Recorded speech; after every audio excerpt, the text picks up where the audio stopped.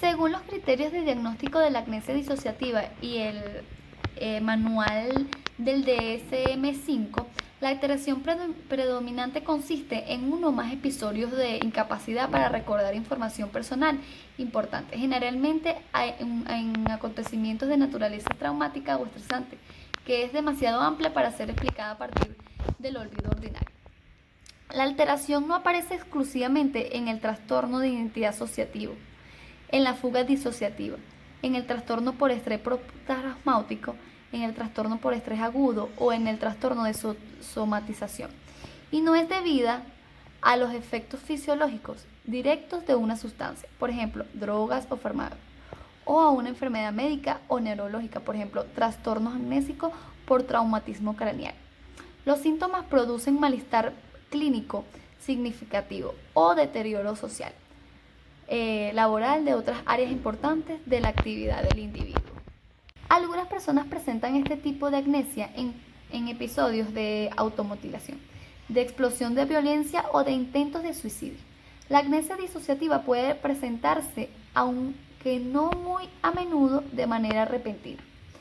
Es más probable que esta forma aguda de amnesia tenga lugar durante un acontecimiento verídico o después de una catástrofe natural.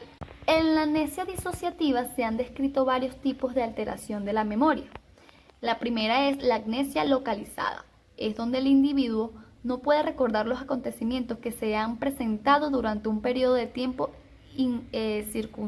circunscrito.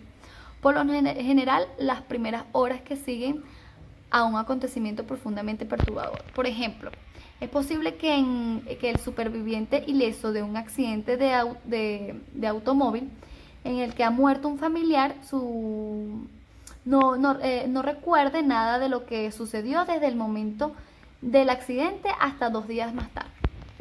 En la amnesia selectiva es donde el individuo puede recordar algunos, aunque no todos, acontecimientos que se han presentado durante un periodo de tiempo circunscrito.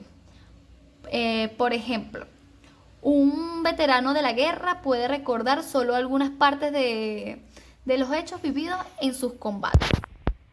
En los 3 tipos de amnesia, como lo son generalizada y la continua y la sistematizada, son menos frecuentes, pero también son importantes. Por ejemplo, la amnesia generalizada es la imposibilidad de recordar, abarcar toda la vida del individuo.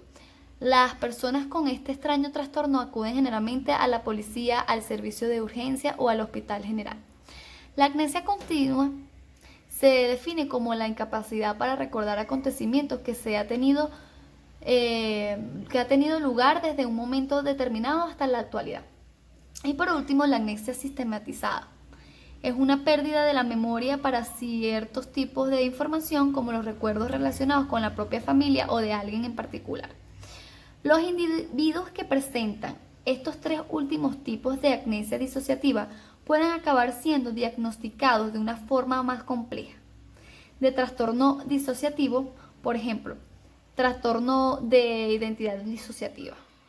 Y para finalizar esta exposición, se puede concluir que en este trastorno se produce una alteración reversible de memoria que impide al paciente recordar verbalmente experiencias previas, en lo que en el caso de recordarlas totalmente no puede retenerla por completo en la conciencia. La alteración no se presenta exclusivamente en el transcurso de un trastorno de identidad disociativo, de la fuga disociativa, del trastorno por estrés postraumático o el trastorno por estrés agudo. Y no es debido a los efectos fisiológicos directos de alguna sustancia o otra enfermedad neurológica o médica. Es decir, la amnesia disociativa consiste la mayor parte de las veces en uno o más episodios de imposibilidad para recordar acontecimientos de la vida del individuo. Y estos episodios suelen aparecer tras acontecimientos traumáticos o situaciones muy estresantes. Muchas gracias por su atención, espero que les haya gustado mi exposición.